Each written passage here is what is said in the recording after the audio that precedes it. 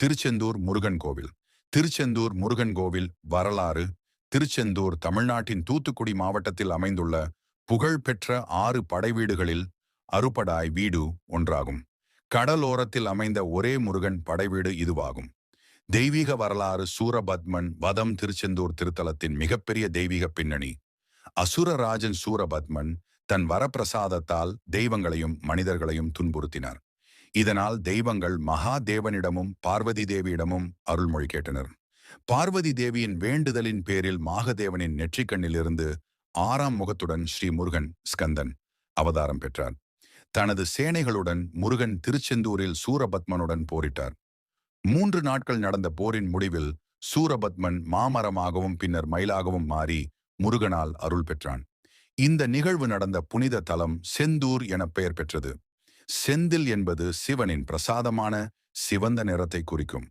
கோவில் வரலாறு. அதிக பழமையான தலம். இந்த கோவில் 3000 ஆண்டுகளாக இருப்பதாக புராணங்கள் கூறுகின்றன. அங்கிருக்கும் தெய்வம் செந்தில் ஆண்டவர். முன்னோர் கட்டுமானம். முதலில் கடற்கரையில் குகை வடிவில் இயற்கையாகவே இருந்த தலம். பின்னர் பாண்டியர்கள், சேரர்கள், சோழர்கள் போன்ற பல அரசர்களால் கோவில் விரிவாக்கம் செய்யப்பட்டது. தலைமுறை தலபாரவர்கள். இந்த கோவிலின் நிர்வாகம் சண்முக வைத்தியர்கள் எனப்படும் தலபாரவ குடும்பங்களால் பல நூற்றாண்டுகளாக கவனிக்கப்பட்டது. டச்சு கதவு வரலாறு. Touch episode. திருச்செந்தூர் கோவிலுக்கு சிறப்பான வரலாறு.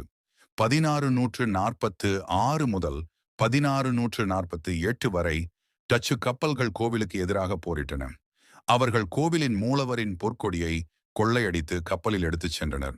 ஆனால் கப்பல் கடலிலேயே மூழ்கியது என வரலாறு கூறுகிறது. மூலவரின் கொடி மீண்டும் கரைக்கு வந்து அழியாமல் இருந்தது. இதனை அதிசயமாக கருதிய டச்சு மக்கள் அதை கோவிலுக்கு திருப்பிக் கொடுத்தனர். முக்கிய கட்டிட சிறப்புகள். 9 துவாரவாசல்கள். பெரிய கோபுரம் 145 அடி. கடலுக்கு அருகில் இருப்பதால் உப்பு காற்று சேதப்படுத்தும் என்பதால் இது வெண்கல்லால் கட்டப்படவில்லை, சுண்ணாம்பு கல்லால் கட்டப்பட்டது. சண்முக வில் வீரம். முருகனின் போர்விருத்தம். நலகிரியை வென்ற நாதர் என்ற பல்வேறு சன்னதிகள். திருவிழாக்கள். மகாமகோ திருவிழா 7 வருடத்திற்கு ஒரு முறை. ஸ்கந்த சஷ்டி சூரசம்ஹார தினம் மிக பிரபலமானது.